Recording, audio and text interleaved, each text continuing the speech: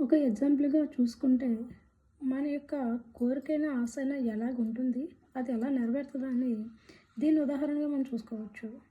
పెళ్ళికి ముందే మనం ఒక ప్లాన్ ఏసుకున్నాం. అంటే మగపిల్లాడు పుట్టాలని. అలాగే పెళ్ళయింది. చాలా సంవత్సరాలకు సంతానం లేదు.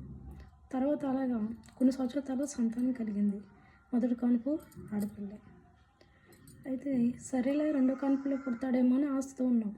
రెండో కాన్పు కూడా ఆడపిల్లే. సరేలే మూడోసారి కూడా పుడతారేమో ఆశతో ఉన్నాం. మూడోసారి కూడా ఆడపిల్లే.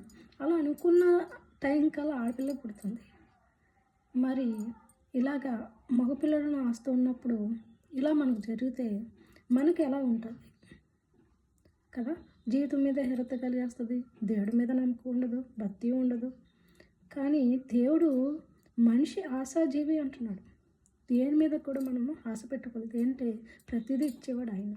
ఆయనకు తెలుసు.